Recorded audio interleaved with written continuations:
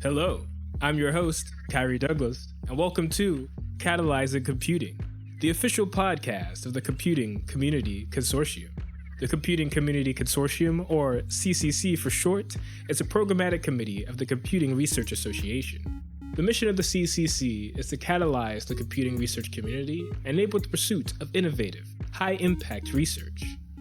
In this episode, I interview Dr. Siek, a CCC council member and a professor in informatics and the Chair of Informatics at Indiana University Bloomington. Dr. Siek is interested in integrating pervasive technologies in health and wellness environments to study how technology affects interventions. Her research interests include human-computer interaction, ubiquitous computing, and health informatics. This is part 2 of my interview with Dr. Siek. If you haven't heard part 1 and would like to, go catch that and come right back. In this episode, Katie discusses health disparities and how computing technologies can play a role in their reduction, as well as the challenges to doing health informatics research in the field. Enjoy. So a couple years ago, you were one of the workshop organizers for a workshop the CCC did on sociotechnical interventions for health disparity reduction. So can you give an overview of what that workshop was about? What are health disparities and why do they need to be addressed? Yeah, sure. So health disparities are when we see differences in a group's health outcome. It's anything from disease diagnosis to survival rates when we compare that with the general population. So groups that experience health disparities range from like socioeconomic status, race, gender, disability, sexual orientation, and where you live. For example, like rural versus suburban or urban. And besides being just the right thing to do to address health disparities, we want to improve equity. We want to improve overall health of the population.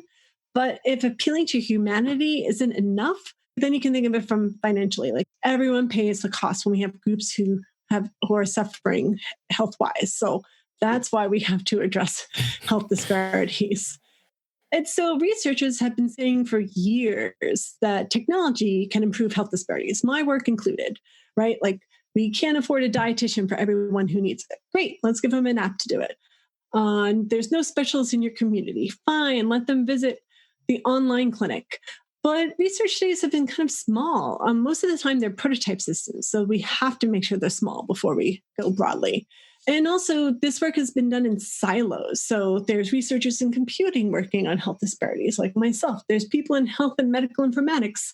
There's people in behavioral medicine. And there's also, researchers who actually do research just in health disparities. So this workshop, we want to bring these 4 groups of researchers together, share what we know, learn about what we don't know, and identify gaps. So what are the biggest challenges or limitations currently to using technology to address health disparities? There are so many. Just a few are access to technology and the internet. We see that here largely. For the internet, it's just amazing. It's my co-organizer, Tiffany Vino, and some colleagues just wrote a paper how, internet is kind of like one of those requirements for life now. We just need it to survive. And the truth is, in rural settings, in the research I do in Southern Indiana, we'll talk to Comcast or the local internet provider, and they're like, if you're not within 500 meters of this road, you don't get internet. so what can we do? We have to spend a whole lot of money on satellite and wireless if it's available in the area. There's also issues with technology in terms of usability and understandability. So if people don't have technology, if they don't have access to the internet, their understanding of how to interact with these apps is not universal here. Then we have cultural norms, especially within groups that experience health disparities. There's various cultural norms that are going on that we must address to make it personalized and relevant to them. And finally, it's that understanding of the context, kind of like that story about doing a workshop and teaching about cooking, understanding the context there. I was kind of like, oh yeah, I cook for my family. I bulk cook for one day a week, and then we eat the leftovers during the week. I'll show them how to do it. And then working in their kitchen, working in with the resources they had, all of a sudden that was like, this is different. and we have to kind of adapt. And that's just one context, but kind of understanding, how this all impacts their technology use and their health. One of the standard examples, but it still stands in my mind, was just that one of the health disparity researchers was talking about an intervention where an app would remind you to go for a walk, right? But then the person was like, I don't feel comfortable walking in my neighborhood. And if you and I were designing this app, we'd be like, sure, go for a walk. Sounds like a good idea. Whereas to understand, right, what's the walkability of the area? What's the safety of the area? What is the weather like? You mentioned you're in Seattle. What is the weather like? Do you want to go for a walk right now? So all of this is important when we're addressing technology for everybody, but especially those who experience health disparities. Okay. So one of the things the report talks about are structural versus intermediary determinants of health. So what are those two things, and how can they be affected to improve health disparities or reduce health disparities? Yeah. So for structural determinants, these are the causes of health inequalities. So namely power and resources. So a typical instance here, government policies that may impact one's job or housing or education access unequally, right? So that's kind of like a structural determinant. Intermediate determinants of health are underlying causes of those structural determinants. For example, do you have the financial means to go to the doctor? Do you have the social support to seek assistance? Will you change your behavior based on what the doctor says? So these are the intermediate. So how do these work to improve health disparities? Well, one is we need to know the answer to those questions. The other is what kind of information can we provide to you to make it actionable so that you can get it? And one of the hard things about health disparities is a lot of times, it's not technology, right?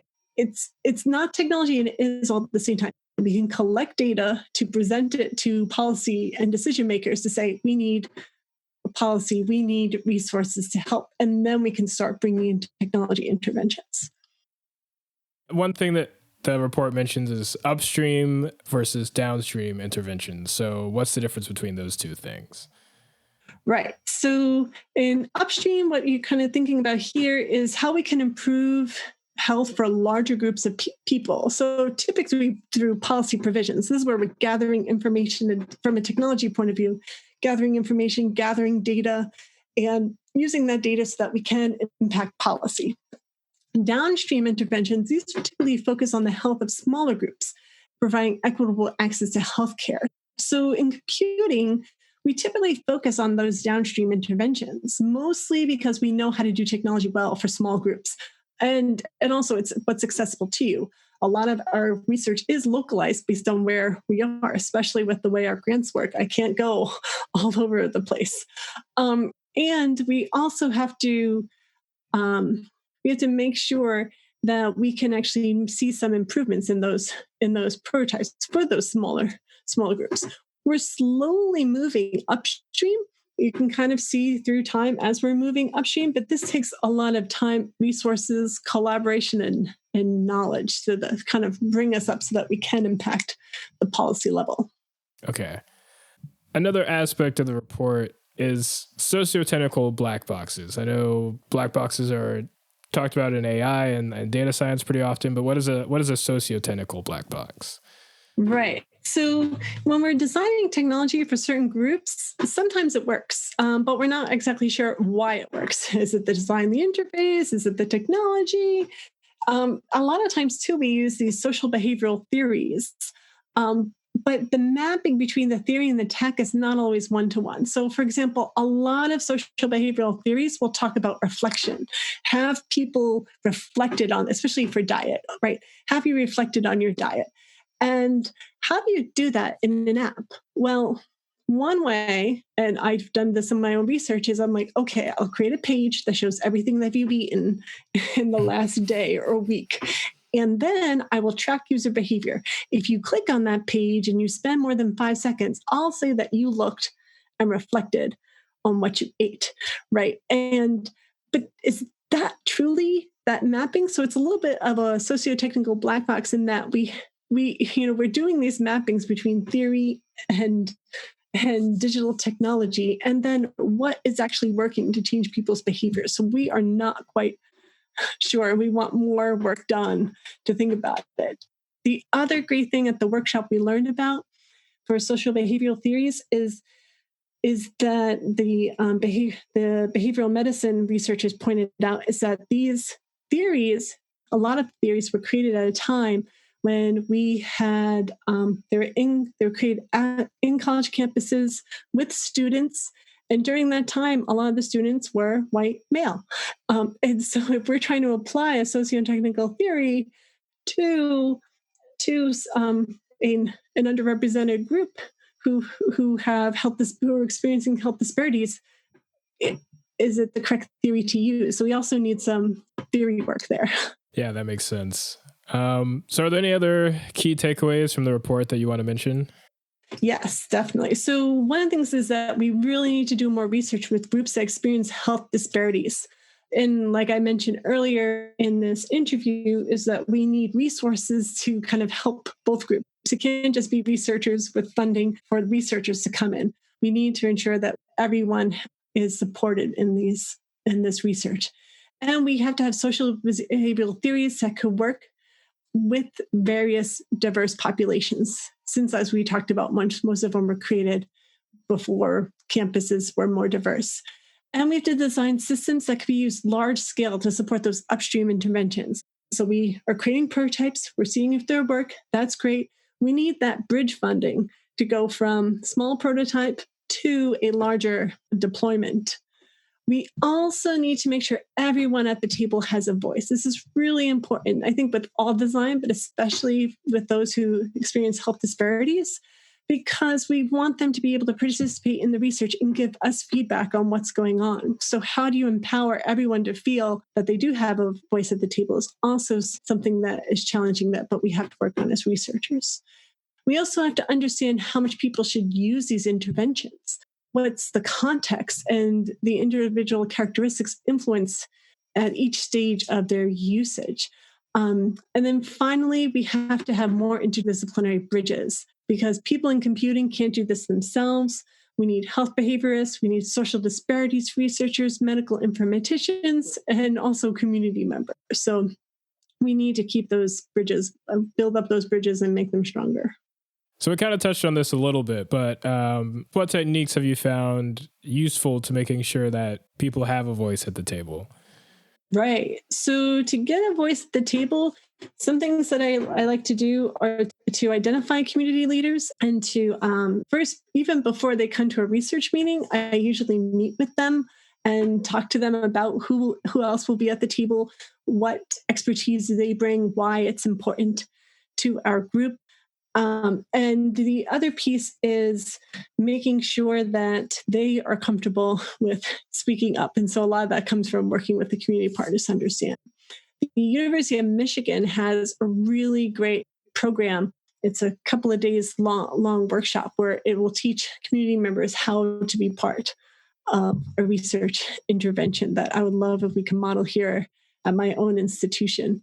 The other part is not just empowering them to speak up, but to show them that you're listening, right? To be an active listener, which a lot of times we listen because we want to have a retort back, but to actually listen to what they're saying and say, I hear you, and what are your ideas of addressing this? And then here are our ideas of addressing it. And then showing how it integrates into your follow-up reports and to your follow-up actions.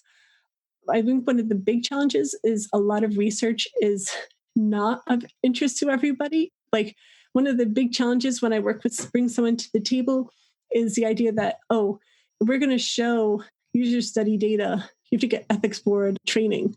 And that's, 8 hours of online quizzes. It's not like, welcome to the team, come take this 8-hour quiz. So nothing says welcome to the team quite like that. So part of it is, okay, you can't look at raw user study data. We can summarize it. How much should they be involved, and to make sure that we are working on things that they're interested in too. Okay. That actually brings up a related question. So as a researcher, what is the process to make sure you're using data in a ethical way and that the people giving you the data know what you're doing with it? That's a really, really great question. So In terms of the research process, one is that all of the researchers who work with human subjects have to take a exam. We use the city exam, which is a standard exam that many other universities work through so that we understand people's rights and we understand the implications of this. Then once we actually pass those exams, if we want to do a study with humans, there's a form that we fill out that talks about all about how we will interact with them, the data we collect, what we'll do with that data. And then part of this is we create an informed consent. So if you've ever been part of the study, you've probably read an informed consent that outlines everything that we're going to collect, how long we're going to keep it, what we'll do with the data. And then part of it too is in our interview process, in our protocols, we typically have a moment where we talk to people. But I think a typical behavior when someone's in a study is if I give you a 2 or 3 page document, you don't necessarily want to read it. Mm-hmm. And you may even, I'm saying you, but anybody may sign it and give it back to me. And I'll say, do you have any questions? And they typically say no. So you should read those documents. There is some research now going on, I know, about people's understanding of what they signed, how we can make it more understandable. And then in terms of the study, what we typically do is when we give people the technology, we explain, or if we engage people in a study, we explain what's going on, how long we'll keep it. A lot of times, though, for example, like the Garmin study, we had to let them know, or not, it's not called the Garmin study, but when we work with Garmin technologies with older adults and pregnant people, we had to explain to them that Garmin will have a copy of the data, but we're downloading the data and here's how we'll use it. But Garmin will always have a copy of this data. Likewise, I've done studies on Facebook. We have a method called the asynchronous remote communities method. It's kind of like a focus group, but it's on Facebook. It's a closed private group where we ask questions and people answer, but we have to remind them at the beginning and at the end, sometimes also in the middle, to remind them that all their answers, although it's in a private group, Facebook will have it.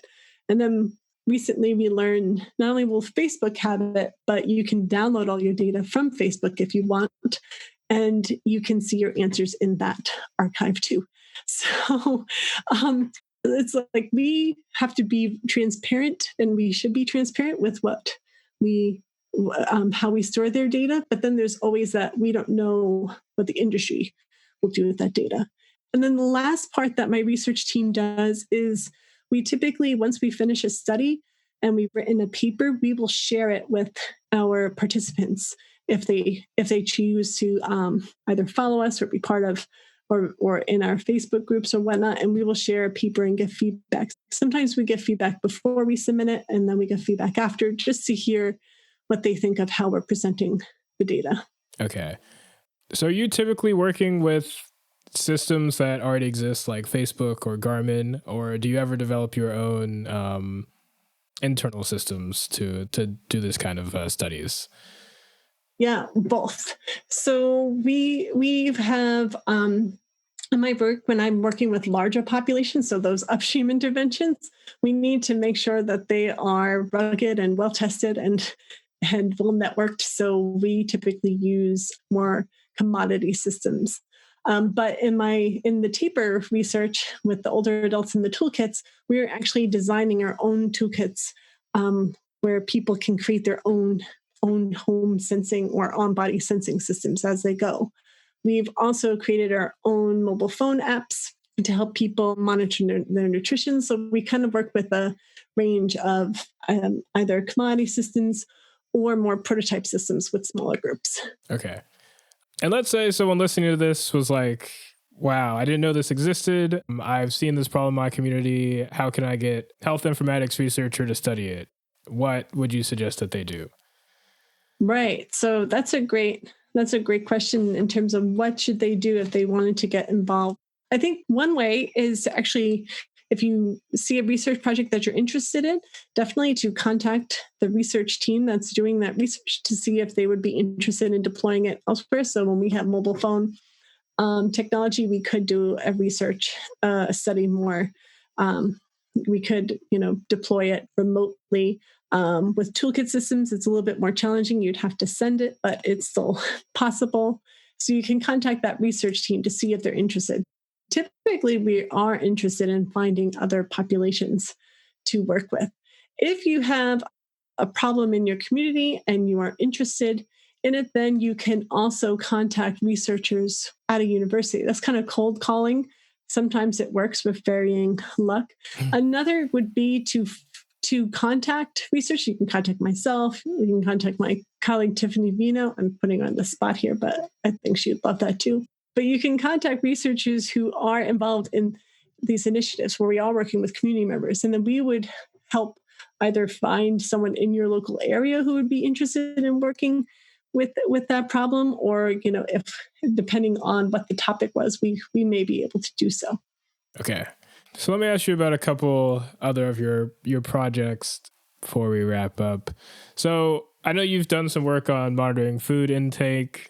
What are the big challenges to doing that?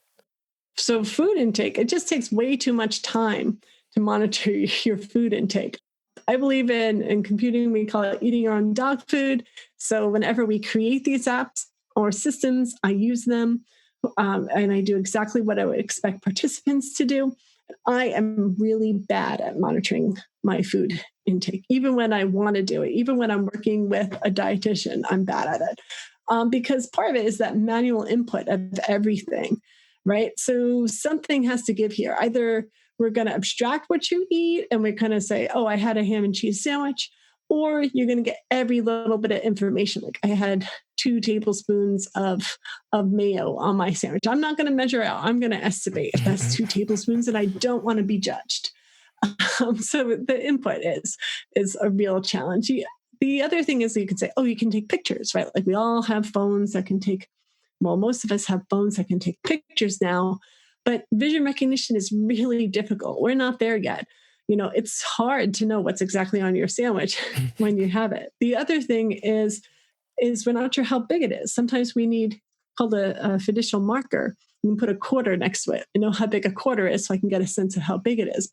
There's some studies that show you take a picture from the top and both sides, so I know, what is it. But again, like some things are easier to tell than others. A bowl of cereal, sure. Your favorite burger, it's going to be hard to tell what's on there. So it's not quite there. The other part is the actionable feedback and making sure that people get the data and they know what to do with it. So a standard example is in my own research when we were working with a low socioeconomic population, the people were Hispanic. And they were showing me they had a whole drawer full of these pamphlets that would tell them healthy family eating behaviors, right? And the mom was explaining to me how it said to bake stuff. So her family loves sopapillas. She decided to try to bake them. Of course, they were terrible. Sopapillas should not be baked. And she's like, I just, now my family's hungry and I ruined it. And I just decided to not bake anymore.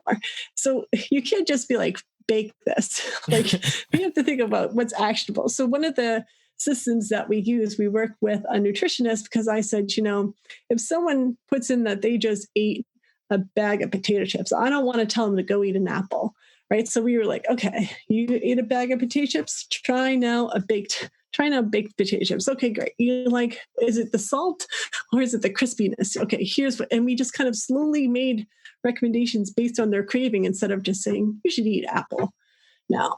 The other challenge with food intake is confirmation bias. So with confirmation bias, an example, when we were working with the low literacy people with end-stage renal disease, the renal dietitian was telling the participant to stop drinking big gulps of Coke. And what he heard was Coke is a dark color. I should drink, because she was like, you should try, a cup of water. And what he heard is I shouldn't drink something dark. I should drink something light. So he started drinking big gulps of Sprite. But the big problem here with people with end-stage renal disease is you should only have like a liter of water a day. So the big gulp, the size is the problem. So when he used our system, he scanned the big gulp, it showed him red. It showed him, way over his liter. And he was like, oh, I can't drink a big gulp. I can drink a can of Coke, but not a big gulp. And the dietitian was like, I've been telling him this all along, but he had his little confirmation bias, and then he was like, oh, it's the color, not the size. And it wasn't until he got the actionable feedback, he's like, oh, it's the size. So we got to make sure we know what people are thinking. Okay. Yeah, I can see how that's a challenge. So outside of like food monitoring, what are other challenges to studying usability of technology systems in the wild? Yeah, a lot of our stuff is in the wild. We don't really do a lot of research in the lab, and basically like everything that can go wrong will, right? So people may have different living environments. So we do a lot of testing before we actually put it in users' hands. We test in our own homes, we test in friends' homes. And what we found is, like you can test it in the lab, you can test it in your house, but then the very first participant you go to, they have a house completely made of stone that doesn't allow wireless signals to go through, right? The other thing that we've had go wrong is like the internet may go out. And so then you have to be able to make sure that you can store all your data there. You have to make sure that you can configure systems and make sure that they fail gracefully, but not lose all of your data to ruin the study. The other thing too is that in the wild, people may use systems differently, right? Like, so if I talk to someone, I'll say to them, are you the only one who uses your phone? And you typically say like, yeah, I'm the only one who uses my phone. But the next thing we know is that as we're looking at app data, they're working and yet their phone is in a different location based on our study. And then we'll find out, oh, right, my daughter really liked the app, so I just let her use it. And it's like, oh, that's a different participant. People may not use technology the way you think that they should, or the way the protocol said. They can use it any way they want. And then accidents always happen. And sometimes it destroys the tech in your study. We've had incidences where we had sensors deployed in the city environment, and then a storm came through and 2 of them got destroyed. People lose cell phones. One of our sensors systems, we had an issue with a rodent that chewed on the sensor. And so you also never know what kind of home or environment you're going to go into. We thought the sensor was malfunctioning. We went in and we just had a bunch of rodent droppings all over it. And that was blocking the sensor. So we ditched the whole thing. We weren't going to clean that up and use that up again. So I think like the challenges are just like, and anything that can happen will happen. And you just never know. So you try to be as prepared as you can be, but understanding that you're going to have to be super flexible and fix it quickly. Yeah. That's funny. Yeah. So I guess what role do you see social media playing sort of in addressing health disparities or just, helping people with their health in general? Yeah. So in terms of social media, I think there's a lot of ways that social media can help, especially with showing information about health practices or about tips and tricks, as long as they're kind of short and you can easily digest them. I think social media is really good as long as it's authoritative. It's a really great mechanism to get information out there quickly. It's not going to be a ton of information. It's not going to be comprehensive, but if you have these short pieces, you can get them out there. I think, though, one of the main challenges, though, is that you never know what other social media or feeds people are consuming. So, as much as it's easy for us to put good information out there, it's also easy for anybody to get information. So to understand what information they're getting, one is always a challenge. I know I was reading, I don't remember who wrote this, now I can't find the link, but you shared a paper, I think it was about menopause, and they were studying a subreddit that was dedicated to this and how people were interacting on that subreddit. I thought that was pretty interesting. Do you know which study I'm talking about? I think you're talking about Dr. Amanda Lazar's paper. Is this the paper, right? It's the parting of the Red Sea. Yes. Yes. So I think one of the challenges with social media and how people interact with it, especially in this case with menopause and also perimenopause, is that there's not a whole lot of information out there.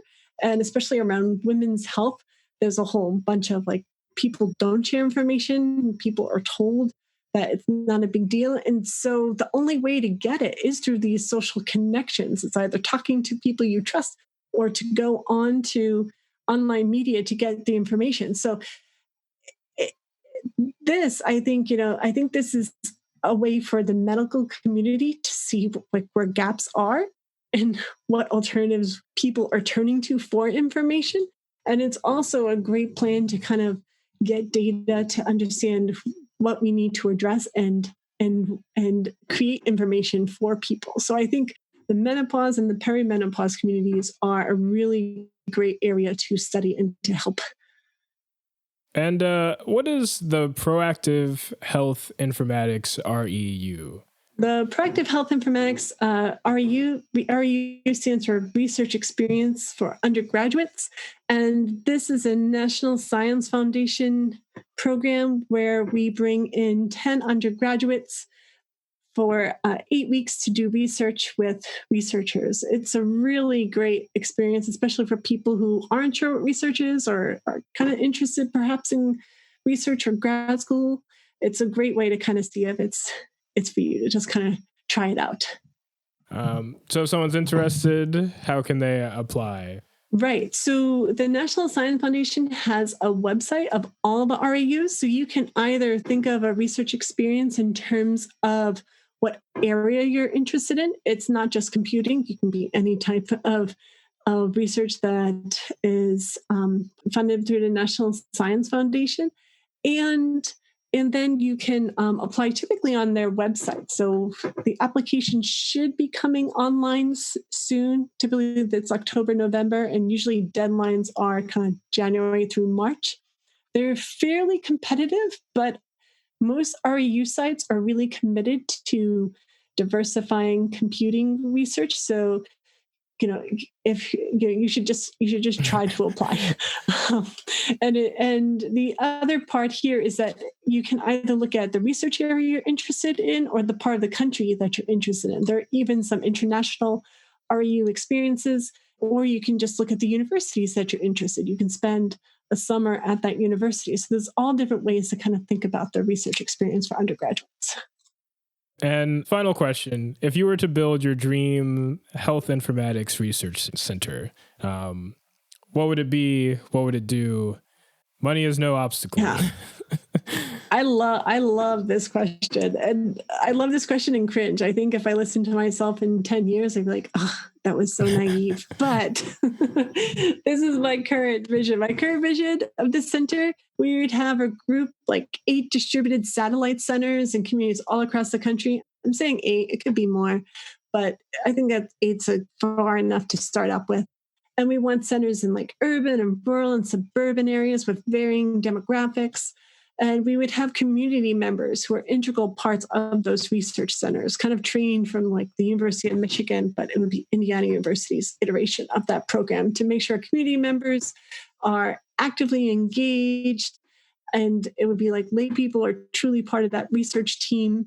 We would definitely have a team with social scientists and STEM researchers and policy wonks so we can get those upstream interventions going.